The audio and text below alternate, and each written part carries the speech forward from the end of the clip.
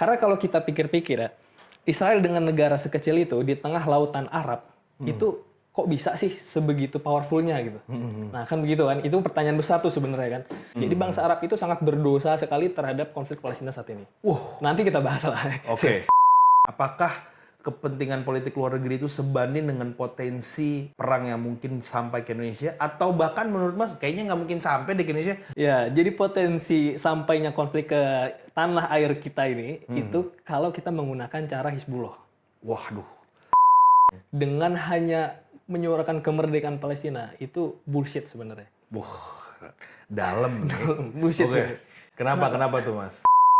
Apakah Indonesia perlu mengirimkan pasukan di tengah konflik Israel-Palestina? Jika terjadi perang besar, dan perang besar itu melibatkan banyak negara di dunia, apakah kita bisa simpulkan Indonesia akan berperang bersama Rusia dan Cina? Itu pertanyaan yang kalau ditanya ke pejabat, apalagi presiden, jawabannya itu bikin ekonomi berubah.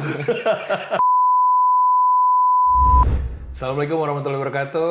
Hai, saya Nofriski Triputra, host daripada Podcast by Novo. Teman-teman di seluruh Indonesia dan Novo viewers, kali ini kita kembali ke episode ketiga yang akan menjadi seru sekali. Kita akan bicara tentang politik dan hukum di Timur Tengah dan bagaimana itu berpengaruh kepada politik luar negeri dari Indonesia. Dan hubungan Indonesia dengan Cina, Rusia, sekaligus tentang Israel dan Palestina. Menarik banget kan? Nah, pembicaraan kali ini kita akan berbicara dengan tokoh yang sangat luar biasa, sudah malang melintang di dunianya, dikaitkan dengan politik luar negeri yang juga luar biasa. Dan dia adalah salah satu dari aktivis yang saat ini juga sangat notabene membicarakan tentang hal-hal seperti ini. Siapa dia? Dia adalah Mas Jafar Siddiq. Dia merupakan Ketua Umum Lembaga Dakwah Kampus Universitas Pertamina, Bendahara Umum BPL HMI Cabang Jaksel, Instruktur HMI Cabang Jaksel, Sekretaris Umum Pemuda Al-Irsyad Cabang Jaksel, Presiden Society of Renewable Energy Universitas Pertamina, Kadif Humas HMTE Universitas Pertamina. Dan juga dia berprofesi sebagai konsultan renewable energy di Dago Engineering, Pertamina Power Indonesia, dan Universitas Pertamina, serta aktivis muda di bidang sosial keislaman. Wah, rekam jejaknya luar biasa banget. Dia tokoh yang sangat luar biasa dan sangat pantas membicarakan tentang politik luar negeri Indonesia berkaitan dengan situasi saat ini yang sangat luar biasa menjadi topik di masyarakat Israel dan Palestina. Oke, selanjutnya kita akan bahas lebih lanjut di sesi selanjutnya.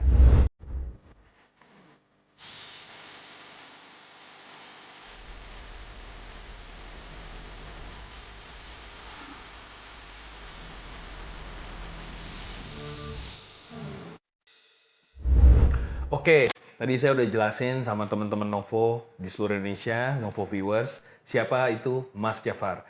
Nah, gue tadi udah bilang bahwa kita tuh akan ngebahas sesuatu yang cukup unik kali ini di episode ketiga, yaitu tentang politik luar negeri di dunia saat ini. Nah, hubungannya tentang apa? Tentang politik dan hukum, dan bagaimana pemerintah Indonesia mengambil kebijakan tentang itu. Oke, kita langsung kembali ke Mas Jafar.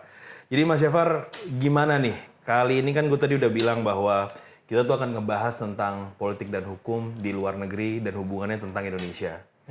Nah, saat ini yang lagi ngehit nih, yang lagi panas-panas ya, lagi diomongin sama semua orang adalah Israel Palestina. Nah, kira-kira menurut Mas Jafar nih gimana sebenarnya sih Israel Palestina ini dan hubungannya tentang bagaimana tentang politik di Indonesia seperti apa dan kira-kira pemerintah kita tuh ngambil kebijakan apa sih? Menurut Mas gimana? Oke, sebenarnya menurut saya ya, Mas Novel, konflik Israel Palestina itu nggak bisa kita anggap sebagai konflik dua negara seperti Rusia Ukraina. Tapi jauh lebih dari itu, dia adalah konflik historis antara bangsa Arab dengan bukan Yahudi ya, tapi Zionisme. Dan itulah Jadi bukan bangsa Yahudi nih? bukan bangsa Yahudi, Oh. tapi gerakan Zionisme. Apa tuh Zionisme itu apa? Jadi dulu ada seorang jurnalis Austria namanya Theodor Herzl. Theodor Herzl. Dia pencetus gerakan Zionisme. Itu sekitar tahun 1800-an ya. Oke. Dan dia ini melahirkan gerakan itu, bisa dibilang ideologi, tapi punya visi misi yang jelas gitu ideologinya. Untuk apa? Untuk membawa pulang rakyat Yahudi ini ke tanah yang dijanjikan, katanya. Itulah yang disebut ideologi Zionisme. Ya. Oke, jadi kita sedang melawan, maksudnya orang Palestina itu sedang melawan orang-orang yang memiliki ideologi ini. Iya, betul. Oh, oke. Karena kalau kita lihat konflik sekarang, yang terjadi sekarang itu sebenarnya bukan karena etnis Yahudinya, tapi karena gerakan Zionisme tersebut yang ingin mendirikan negara Israel di tanah yang dijanjikan itu. Oke, tapi korelasi terhadap ya ini kan artinya kan kita pembelajaran nih buat teman-teman Novo viewers juga di seluruh Indonesia. Yang kita tangkap itu kan adalah peperangan antara Muslim dan Yahudi juga. Ya, betul. Apakah satu itu betul, dan dari sudut pandang politik luar negeri, apakah itu memang menjadi salah satu big picture-nya yang saat ini? Apa ini benar-benar murni ada potensinya terkait dengan imperialisme di Timur Tengah yang memang mau dicetuskan oleh Israel itu sendiri? Kira-kira menurut Mas Jafar gimana tuh? Sebenarnya kalau ditarik ke perkara politik seperti itu, saya kurang setuju. Tapi lebih dari itu, ini sebenarnya tarikannya ke teologi. Ke teologi? Teologi. Oke. Walaupun kenyataannya sekarang memang itu agak bias. Maksudnya gimana? Jadi memang konflik antar dua negara ini bukan karena agama aja. Ya. Pertama karena dari sisi Israel itu kita melihat bukan hanya tentang Islam sama Yahudi nih ya? Betul. Ada entitas yang namanya Zionisme itu tadi. Nah kemudian di Palestina sendiri, walaupun memang di situ Muslim ya, tapi kita nggak bisa dengan kondisi sekarang kita nggak bisa menilai itu adalah konflik Yahudi dan Islam. Kenapa? Karena toh tidak semua negara Islam mendukung sepenuhnya kemerdekaan Palestina. Kenapa? Karena kalau memang mendukung sepenuhnya, siapa aja tuh yang nggak mendukung kemerdekaan Palestina? Bukan nggak mendukung ya, tapi lebih tidak mengusahakan. Karena kalau kita pikir-pikir ya, Israel dengan negara sekecil itu di tengah lautan Arab itu kok bisa sih sebegitu powerfulnya gitu. Nah kan begitu kan, itu pertanyaan besar tuh sebenarnya kan. Nah itu sebenarnya tarikannya lah ke, saya bilang tadi, ke teologi dan sejarah. Teologinya seperti apa? Jadi dari gerakan Zionisme yang lahir Theodor Herzl itu, dia memang dari tahun 1800-an itu sudah berulang kali mengupayakan memiliki tanah di Yerusalem. Jadi dia sebagai tanah yang dijanjikan. Sebagai tanah yang dijanjikan.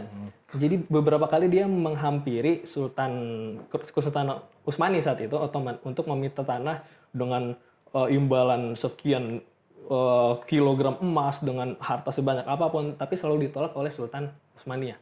Ottoman saat itu. Ottoman saat itu. Ya, karena ia mengatakan ini bukan tanah saya, tapi tanah umat Muslim. Jadi saya tangkap dulu nih ide bahwa sebenarnya ini dipicu oleh sesuatu yang sangat historikal, berdasarkan informasi dari Mas Jafar.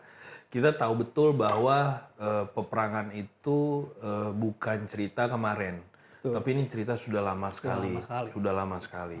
Kita juga tahu betul bahwa ada perjanjian memang yang menjadi dasar daripada peperangan itu juga, sehingga menimbulkan migrasi besar-besaran daripada warga Yahudi dari Eropa ke Palestina pada saat itu. Kira-kira dari sudut pandang politik yang sepengetahuan Mas Jafar, apakah memang perjanjian itu dibentuk demi kepentingan para Yahudi ini pada saat itu, atau dari sisi sebagai negara yang memang punya kepentingan lebih besar, contohnya Amerika dan Inggris pada saat itu sebagai pemenang Perang Dunia Kedua, memang ada kepentingan lain yang ingin dibawa? Kira-kira menurut Mas Jafar gimana? Bisa dibilang keduanya betul. Waduh. Iya, keduanya betul. Untung betul ya. Untung betul, dua-duanya lagi. Jadi untuk kita bahas poin pertama dulu ya. Oke. Poin pertama itu yang mungkin yang disebut tadi deklarasi Balfour itu ya, perjanjian Balfour itu. Oke. Jadi itu bisa terjadi ketika saat itu Perang Dunia I. Nah ini sebenarnya momen bagi kaum Zionis nih. Jadi mereka tuh sangat digembirakan dengan adanya Perang Dunia I. Kenapa? Karena Turki Utsmani masuk ke Perang Dunia I, masuk ke kubu Jerman dan Austria. Dan parahnya kalah gitu. Parahnya kalah gitu. Saya baru dengernya kirain parahnya alhamdulillah menang gitu. Parahnya kalah gitu. Terus? Parahnya kalah, dan nah di sini juga ada peran bangsa Arab juga sebenarnya. Jadi bangsa Arab itu sangat berdosa sekali terhadap konflik Palestina saat ini. Nanti kita bahas lah.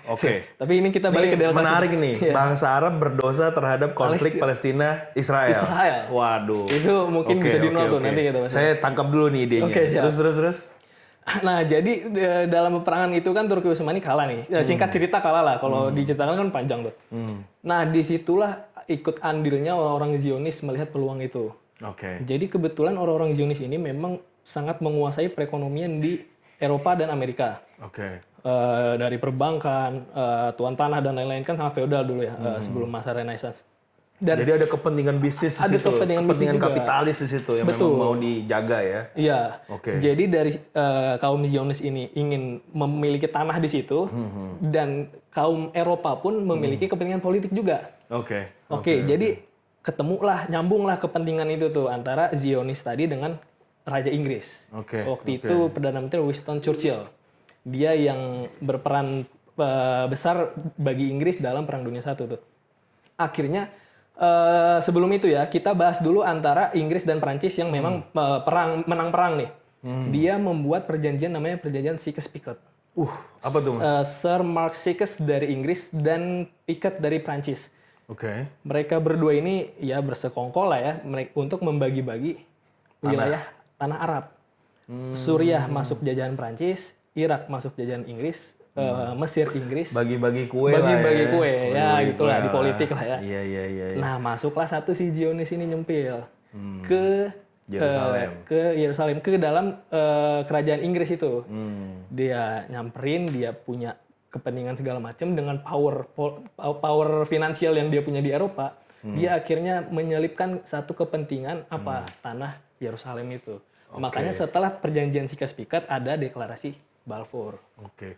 Jadi benar-benar sejarah terkait dengan hal ini tuh udah benar-benar diatur sedemikian rupa sejak lama sekali ya. Lama sekali. Oke, kita tarik dari situ memang berarti ada potensi, bukan ada potensi ya. Memang politik yang ingin digalakan itu adalah terkait dengan satu imperialisme, kolonialisme, Betul, dan memang kolonialisme. terhadap penjajahan sangat penting sekali. Jadi sampai hari ini kita mesti luruskan bahwa konflik Israel Palestina ini bukan hanya murni terkait dengan agama, tapi ada kepentingan lebih besar Betul. yang berhubungan sama wilayah itu sendiri. Nah, saya sedikit tarik sebelum kita bahas tentang bangsa Arab berdosa tadi, kita tarik sedikit tentang beberapa berita yang sudah muncul di media sosial bahwa terkait beberapa pejabat di Israel yang waktu itu sempat menyampaikan bahwa kita nih bukan hanya akan menduduki terkait dengan Gaza dan seluruh daripada daerah-daerah yang belum dikuasai di Israel itu sendiri. Tapi kita juga akan menguasai Syria sampai ke Damaskus, kita juga akan menguasai Lebanon, kita juga akan menguasai sampai ke Iran. Nah, dari konteks politik Timur Tengah yang memang terjadi seperti itu, apakah kepentingannya yang digalakan adalah untuk melawan pemberontakan? Tapi apakah itu benar seperti itu? Atau memang ada agenda imperialisme yang tadi kita bahas secara sejarah? Kalau diambil dari sudut pandang Zionis, lebih ke teologi penyebabnya. Oke. Karena kalau kita lihat bendera Israel ya, itu sebenarnya sangat filosofis. Garis Yang warna biru putih itu ya? Biru putih, ada bintang Daud di tengah, garis 2 ke atas bawah. Garis 2 atas bawah itu melambangkan 2 sungai. Sungai Nil dan Sungai Efrat.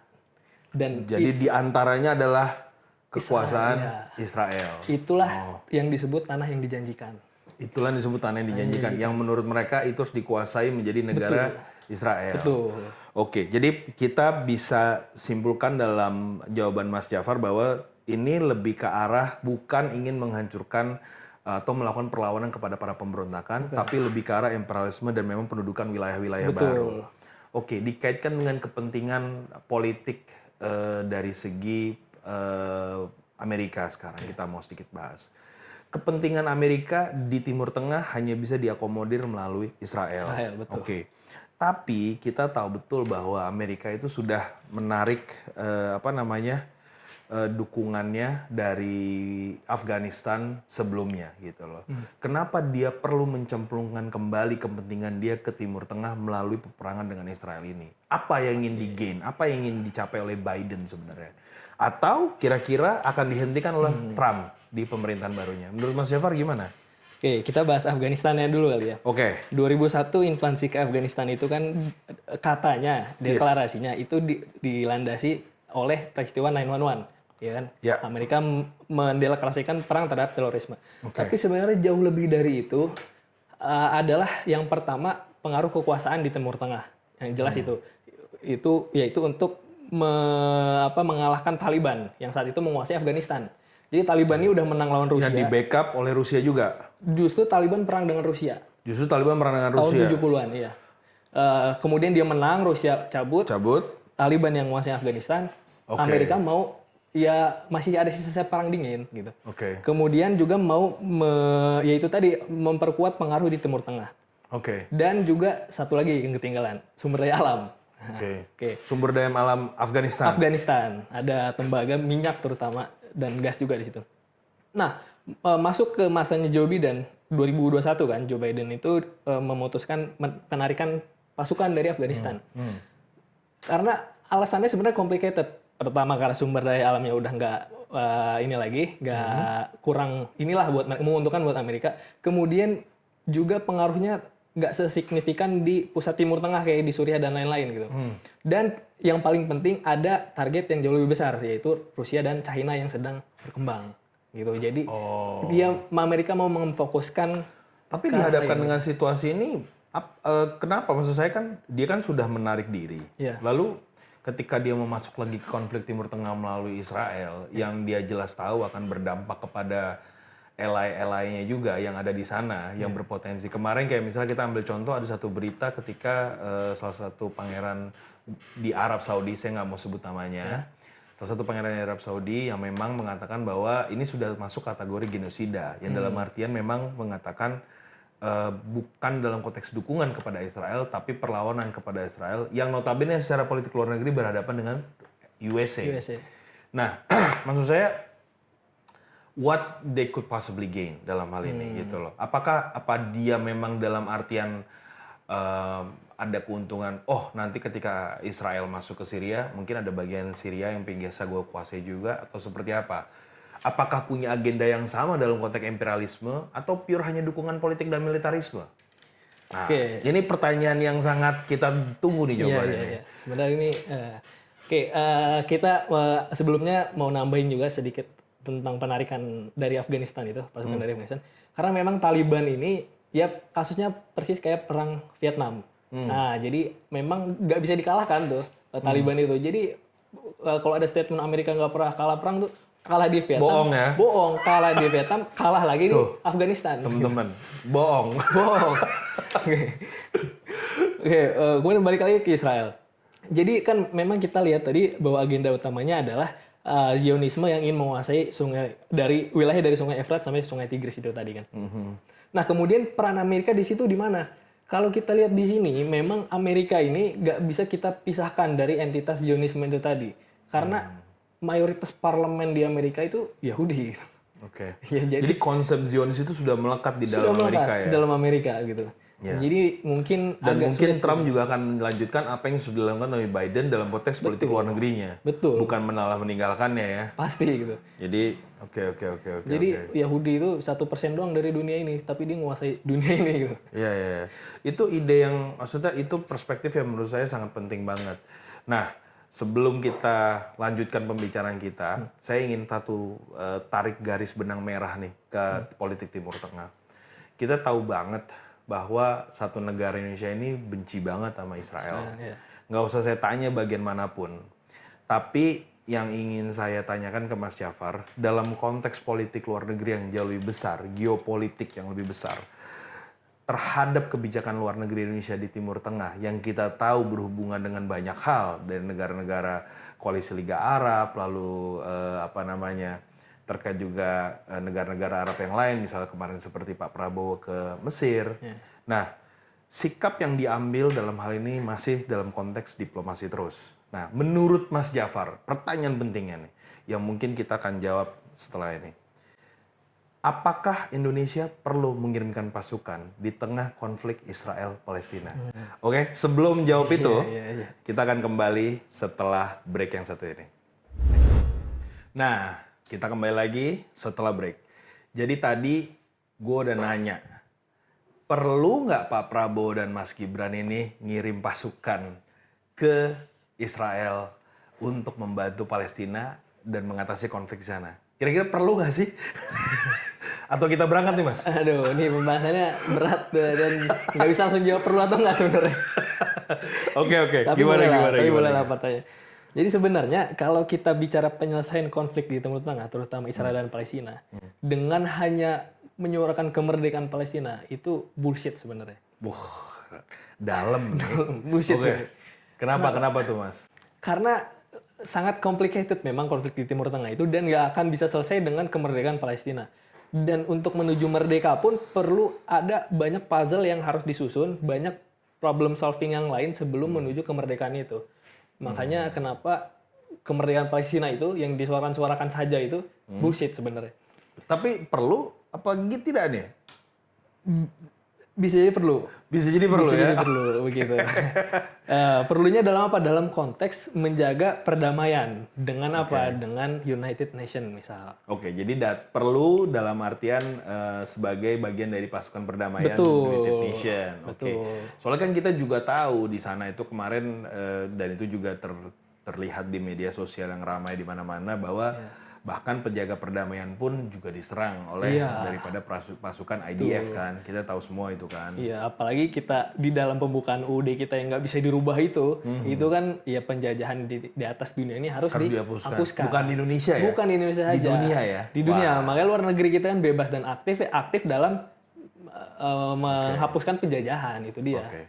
Oke, saya tabung tadi. Berarti kita perlu mengirimkan pasukan. Nah, dalam konteks ini kemarin itu lagi sedang viral juga bahwa Pak Prabowo itu mengemukakan pendapat di KTT di Mesir kemarin bahwa dia seakan-akan seperti marah atau meluangkan opini beliau bahwa kita nih 25% atau quarter daripada seluruh masyarakat atau manusia di bumi ini sebagai Muslim.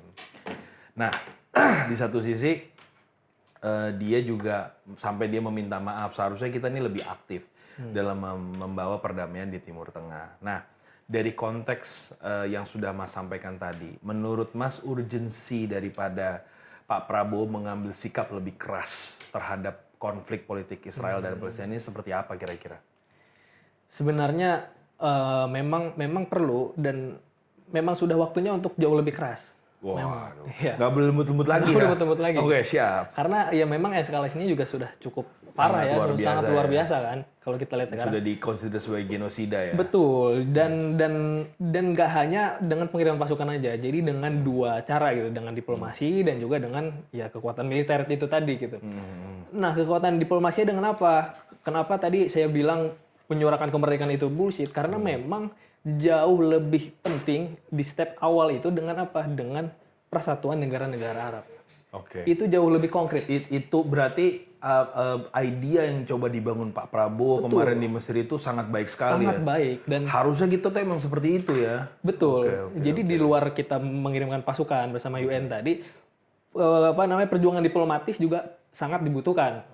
Karena memang main idenya ya menurut saya tadi itu adalah dengan ya penyatuan negara-negara Arab. Nah, ini yang saat ini sebenarnya belum bersatu. Betul, sangat tercerai-berai. Masih terbentur dengan kepentingan masing-masing negaranya. Oke, kita tampung idea itu bahwa kita tuh harus lebih keras, harus lebih aktif dan menyuarakan kepentingan persatuan di negara-negara Arab. Cuman tadi Mas juga setuju bahwa kita mengirimkan pasukan dalam konteks perdamaian bersama dengan United Nation itu juga penting banget. Tapi ada satu pendapat lain yang sedikit berlawanan dengan idea ini. Ketika bagaimana jika potensinya dengan kita masuk ke konflik perang itu lebih aktif lagi, apakah perang itu bisa sampai balik ke kita juga? Apakah ada potensi seperti itu melalui elai-elai daripada Israel ataupun Amerika? Apakah hal itu dimungkinkan? Dan kita kan juga sebagai negara populis Muslim terbesar di dunia, nah kita itu kan juga punya kepentingan dalam hal ini, mengingat Palestina adalah salah satu negara pertama yang mengakui kemerdekaan kita. Betul. Nah, dari sudut pandang itu, Mas Jafar melihatnya gimana? Apakah kepentingan politik luar negeri itu sebanding dengan potensi perang yang mungkin sampai ke Indonesia? Atau bahkan menurut Mas, kayaknya nggak mungkin sampai di Indonesia, perangnya di sono aja deh kayaknya. Nah, gimana menurut Mas Jafar? Ya, jadi potensi sampainya konflik ke tanah air kita ini, itu kalau kita menggunakan cara Hizbullah. Waduh, Itu saja. Cara-cara organisasi Hizbullah ya. Hizbullah gitu. Oke. Kenapa? Karena Hizbullah itu kan lahir sebagai organisasi, bukan sebagai negara gitu. Makanya kalau kita lihat di Lebanon baru-baru ini, yang diserang oleh Israel itu bukan tentara Lebanon, bukan tentara negara Lebanon, tapi tentara Hizbullah sebagai kekuatan politik, partai politik dan organisasi begitu. Dan kalau Indonesia menggunakan cara seperti itu ya mungkin dengan organisasi-organisasi garis keras yang mungkin dari kemarin memang sudah menyuarakan untuk mengirim pasukan, itu akan sangat terjadi, akan sangat mungkin terjadi. Bisa mungkin terjadi. Perang itu sampai ke sini ya. Betul. Kita kan nggak mau perang sampai sini. Nggak mau. Adem-adem baik. Betul. Dan untungnya memang bukan cara itu yang dikehendaki Pak Prabowo kan. Oke. Tapi di satu sisi keras dalam konteks ini adalah keras dalam diplomasi menyuarakan perdamaian dan ceasefire ya. Betul. Gencatan senjata ya. Oke. Oke, kita bahas tadi sesuatu yang merupakan agenda dari politik luar negeri Indonesia yang memang seharusnya kita ambil dan bagaimana dampaknya ke Indonesia. Nah, tadi sedikit saya tambung sebelum break bahwa ada big picture bahwa bangsa Arab itu berdosa banget nih. Ya. Ini ngomongin bangsa Arab kan bukan hanya tentang Arab Saudi, tapi the entire bangsa Arab yang ada di dunia gitu loh. Kenapa nih Mas? Berdosa banget ya? Apakah saya harus merasa beruntung bukan jadi bangsa Arab apa bagaimana ini? Coba. Gimana? Karena begini, ini balik lagi ke histori sebenarnya. Jadi di momen yang paling menentukan wajah Timur Tengah saat ini, yaitu di Perang Dunia I. Ketika awalnya memang sempat banyak pertempuran yang dimenangkan oleh Turki Utsmani itu melawan tentara sekutu Inggris dan Prancis saat itu kan.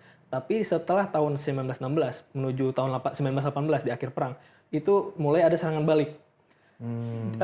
Dan penyebab utamanya kekalahan Turki Utsmani dan kenapa serangan balik itu bisa terjadi. Jadi di Hijaz itu Mekah Madinah itu ada sebuah dinasti yang berdiri sejak abad ke-7. Namanya dinasti Hashimiyah atau Hashimiyah atau Hashimid. Bukan Pak Hasim kan? Bukan. Dinasti bukan Pak Hasim ya, bukan. Teman-teman. Dan berbeda juga dengan penguasa Saudi saat ini kan yang monarki juga tapi kan kerajaan Saud, Bani Saud. Jadi ini Bani Hashimiyah. Ini tarikannya ke paman Rasul tuh sebenarnya. Nah, kerajaan Hashimiyah ini yang menguasai Hijaz dan mengontrol sebagian besar wilayah Arab ini dijanjikan oleh Inggris untuk apa? Untuk mendapatkan tanah di seluruh Timur Tengah dan mendirikan kerajaan Arab. Jadi yang sebelumnya hanya di Hijaz dan Saudi saja dijanjikan oleh Inggris akan diberikan perluasan ke seluruh Timur Tengah dan seluruh bangsa Arab. Jadi dalam konteks yang tadi Mas Jafar bilang itu adalah seakan-akan ada pertukaran politik kepentingan. Betul. Oke, tolong dong lu gua biarin itu masuk ke sono dalam artian ini tapi gua kasih sini. Nah, lu coba timbang-timbang deh. Mau nggak nih kayak gitu? Dan lebih parahnya lagi, perjanjian ini adalah bukan hanya untuk membiarkan tentara sekutu masuk, tapi untuk memberontak terhadap Turki Utsmani. Jadi kepentingannya ada lagi kepentingan hidupnya dalam artian untuk memberontak ke Turki Utsmani. Jadi Inggris meminta bangsa Arab ini memberontak terhadap Turki Utsmani. Kan Turki Utsmani itu kan membawahi seluruh Timur Tengah tuh ya, bangsa Arab itu luar biasa, kan sepertiga bumi saat puncak-puncaknya itu kan. Nah, bangsa Arab ini diminta untuk memberontak oleh Inggris terhadap Turki Utsmani, ya kan, dengan iming-iming kerajaan Arab itu Imperium Arab. Itu sebenarnya strategi Inggris untuk melemahkan Divide and Impere. Itu dia. Kita pecah kita adu domba lalu baru kita kuasai mereka. Itu di mana-mana itu. Ini ide yang kemarin benar-benar disebutkan Pak Prabowo bahwa siapapun untuk menguasai sesuatu tinggal kita adu domba lalu kita kuasai. Luar biasa idenya. Apakah kita akan kemakan itu juga sebagai bangsa Indonesia? Nah, ini kita akan jawab berdasarkan keterangan dari Mas Jafar nanti.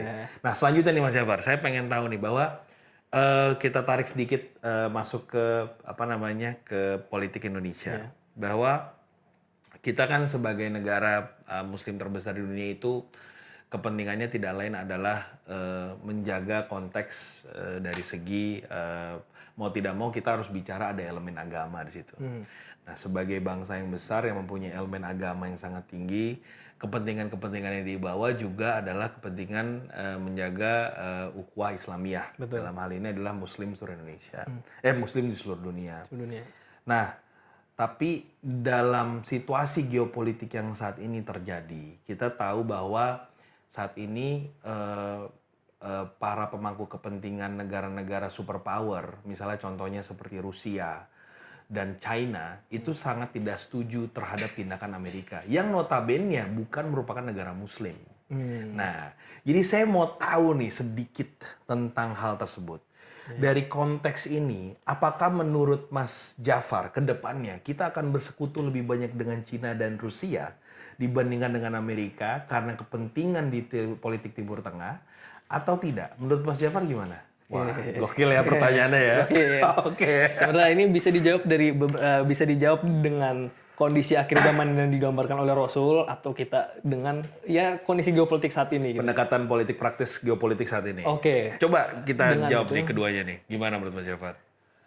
Kalau kita lihat kondisi saat ini ya sebenarnya nggak terlalu panjang-panjang. Kita lihat aja menlu kita Pak Sugiono yang menghadiri acara BRICS. Udah tanda seperti Udah tanda sebenarnya. Pak Sugiono, oke siap. Oke. Ya walaupun memang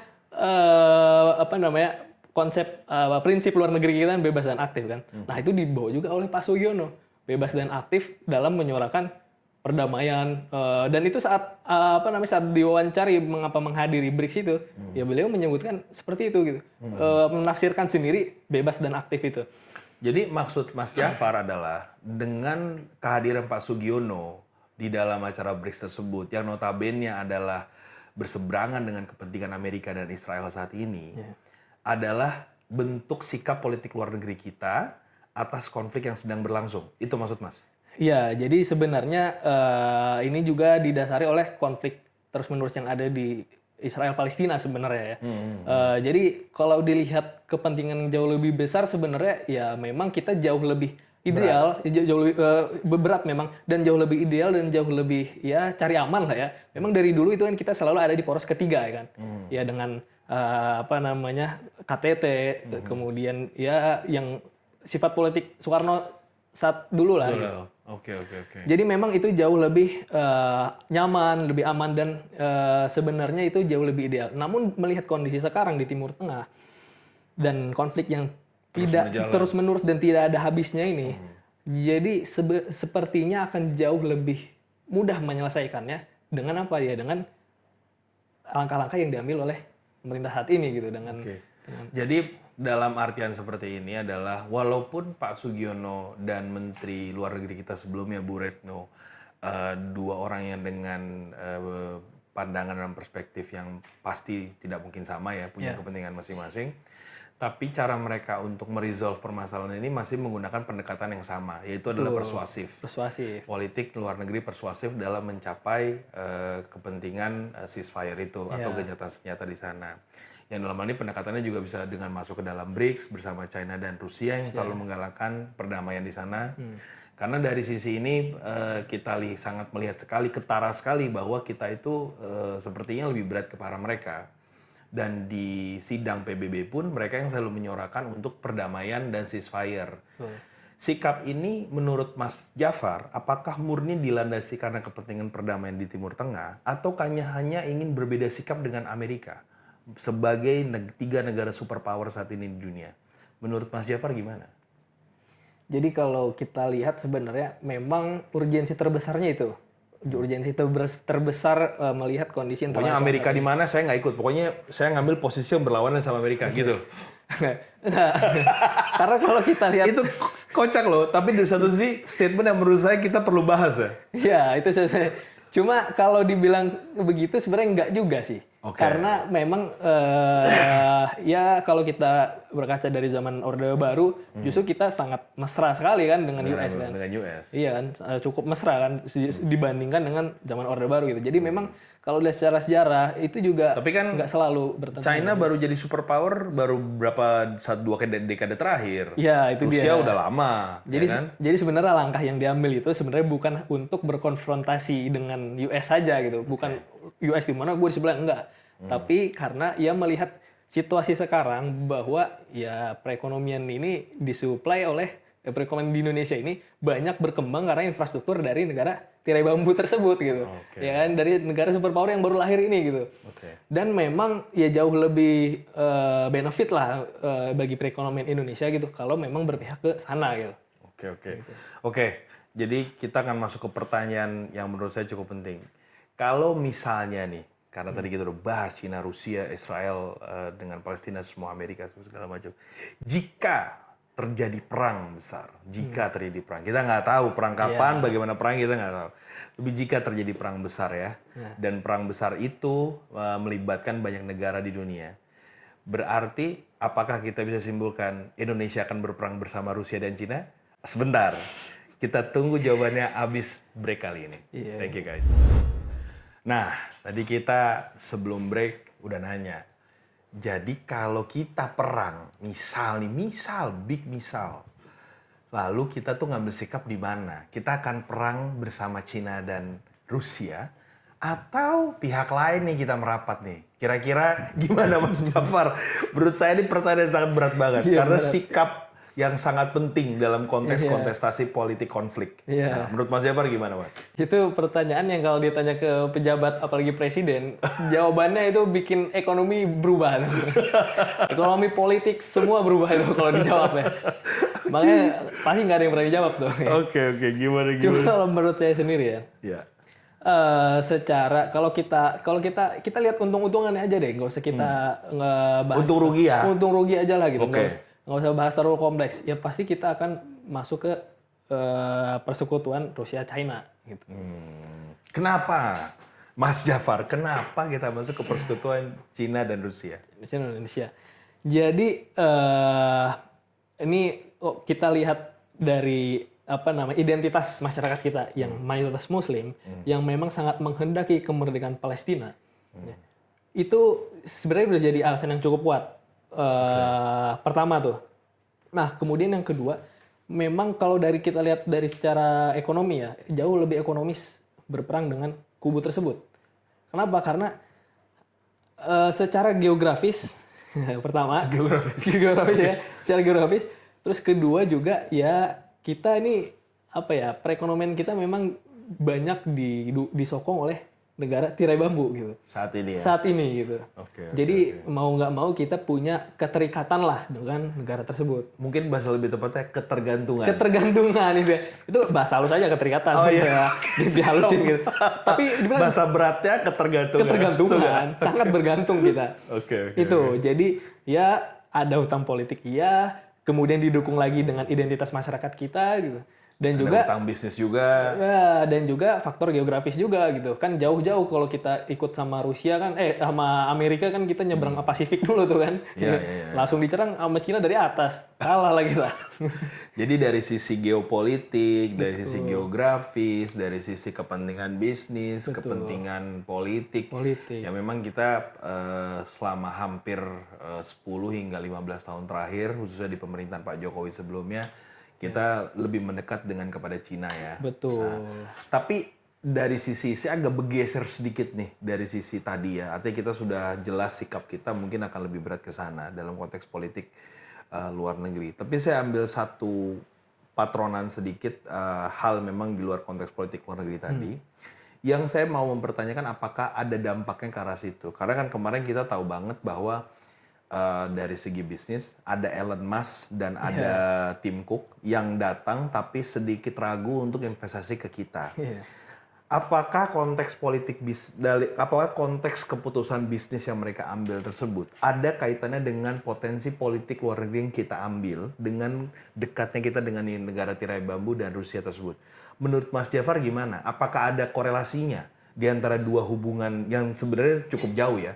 Tapi apakah ada korelasinya kenapa Tim Cook dan Elon Musk mengambil sikap ragu untuk investasi lebih jauh di Indonesia? Menurut Mas Jafar gimana? Sebenarnya pasti Elon Musk itu dia pasti melihat juga faktor-faktor yang baru aja kita omongin tadi tuh, ya kan, tentang masalah geografis, perekonomian dan terutama politik. Apalagi mengingat politik dan agama juga sebenarnya di masyarakat. Dia kan pro Trump banget tuh Bapak Elon Musk. Betul. Makanya kalau kita lihat ya pasti Elon Musk juga melihat ya sisi sustainability-nya kalau berinvestasi di Indonesia gitu. Makanya kenapa ya kalau dilihat juga bahkan ya yang lagi rame lah kenapa iPhone 16 belum masuk ke Indonesia. Iya, itu juga kan? tuh. Itu juga ya karena Apple pun akhirnya ya mikirnya berkali-kali tuh untuk berinvestasi di sini gitu. Karena melihat kondisi internasional sekarang konflik yang cukup eskalasinya cukup meningkat gitu. Jadi memang ada hubungannya ya. Pasti, Mereka pasti. pasti melihat dari sudut pandang itu juga. Betul. Gue kalau investasi ke Indonesia, gimana nanti nih ternyata sikap politik luar negerinya mereka lebih berat ke Cina dan Iya. Rusia, yang notabene berseberangan dengan pemerintah USA saat ini, kan Betul. gitu kan. Oke, jadi memang ada hubungannya ke arah sana ya. Oke, kita melihat secara politik luar negeri memang saat ini pemerintah Indonesia itu sedang gala-galanya dalam berusaha melanjutkan proses perdamaian dengan ceasefire di Israel ataupun Palestina. Oke, kita tarik sedikit Mas, hubungan antara politik luar negeri ini ke dalam Indonesia. Kita tahu tadi yang seperti kita sudah bahas lebih dalam, bahwa kita ini kan negara dengan majemuk polis yang sangat luar biasa muslimnya, ya luar biasa. Dan hampir 100% kagak ada yang bahas Israel. Pokoknya yang kita bahas gimana Palestina. Tapi di satu sisi juga saya harus menyampaikan the bitter truth-nya bahwa di media sosial juga ada beberapa public figure yang ternyata mendukung Israel dalam hal ini. Mungkin Mas juga tahu beberapa public figure yang sudah mendukung Israel. Bahkan memposting terus-terusan bahwa Israel itu sebuah negara yang luar biasa, melindungi kepentingan politik Timur Tengah. Bahkan kemarin ada yang lagi viral, yang ibu-ibu pakai baju Israel, terus katanya ceritain tentang Al-Quran, kata gitu, bendera Israel. Sampai diceramahin, malah ceramah balik, kata semua segala macam. Nah, dari konteks ini Mas, apakah suara-suara di dalam negeri ini yang berusaha mengedepankan kepentingan Israel atau mendukung Israel ini dapat dipertimbangkan sebagai bagian daripada sesuatu yang dilarang oleh pemerintah Indonesia nantinya? Atau malah sebaliknya, malah karena ada tuntutan dari kebebasan berekspresi, mereka dibiarkan saja. Nah, dari sisi politik yang diambil nantinya oleh pemerintahan, apakah ini akan berdampak keluar, apa hanya akan terbenam di dalam? Menurut Mas Jafar gimana? Pasti hanya akan terbenam di dalam gitu. Karena pertama dampaknya nggak terlalu besar dan mereka yang berani bertindak seperti itu, mereka yang rugi sendiri gitu. Mereka yang menelan pil pahitnya gitu. Tuh, rugi sendiri. Mungkin jangan deh bela-bela, kayak nggak ngerti aja. Terus gimana Mas Jafar? Jadi kalau penilaian saya sendiri, sebenarnya masyarakat yang punya opini tersebut itu hanya korban sebenarnya.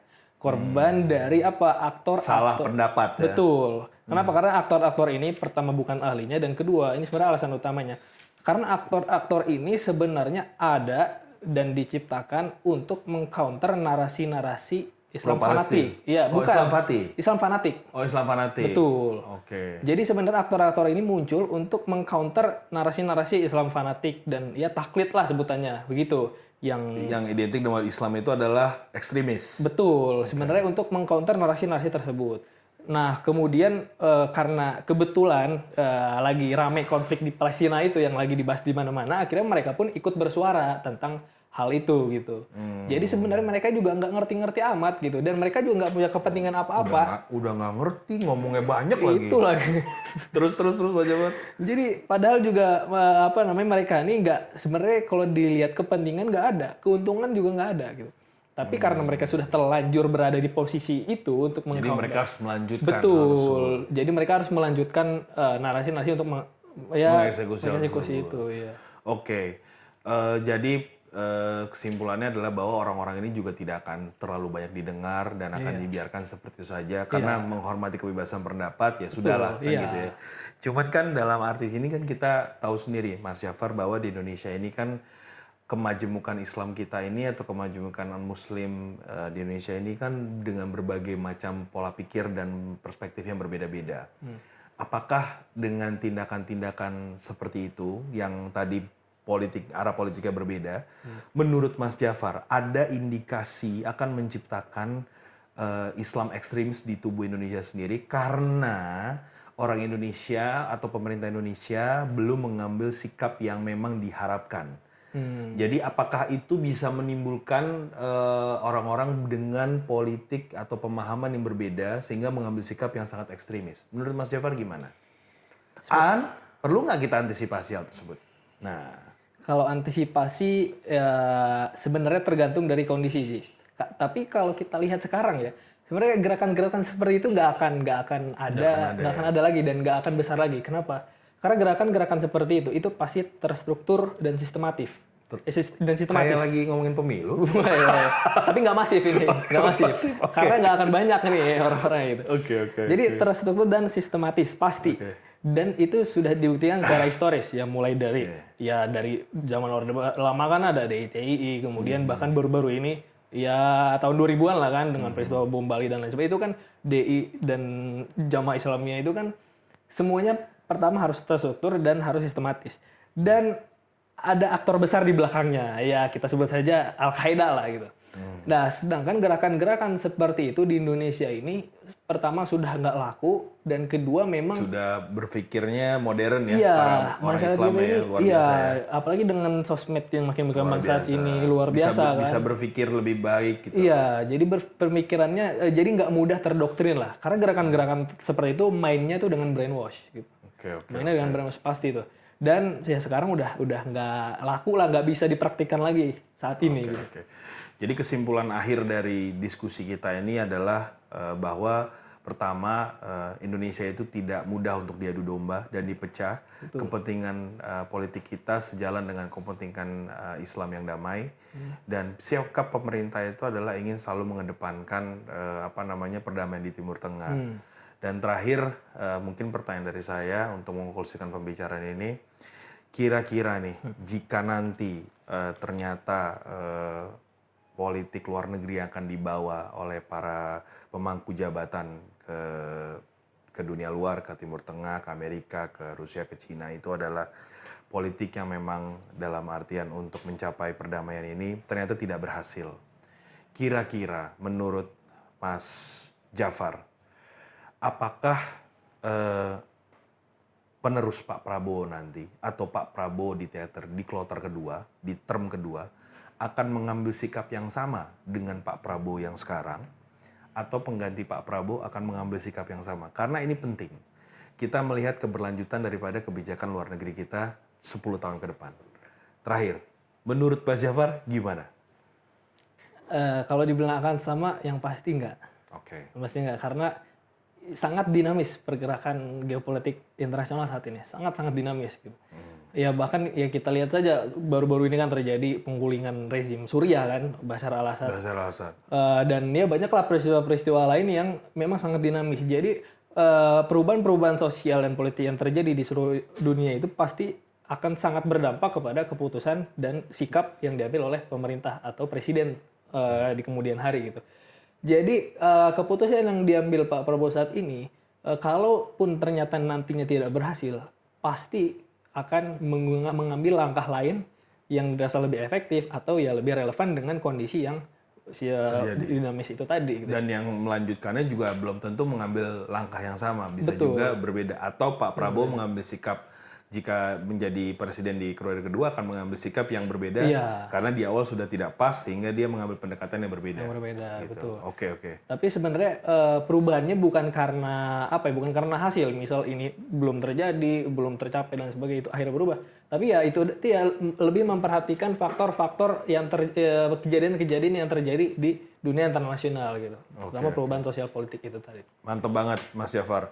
Senang banget hasil daripada diskusi ini, baik banget. Semoga bisa didengar para teman-teman dan para pemangku jabatan di pemerintahan saat ini, khususnya Pak Sugiono mungkin, yang mungkin haus akan tambahan dan kontribusi dari kita teman-teman muda di Indonesia.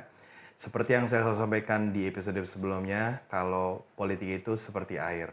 Dia akan mengikuti arah di mana dia berada, mau di sungai, mau di gunung, mau di laut. Yang penting adalah siapa yang menuangkannya dan siapa yang meminumnya atau mengalirkannya. Oke, sampai ketemu di episode selanjutnya. Terima kasih sudah menonton Novo, Podcast by Novo. Sampai ketemu lagi. See you.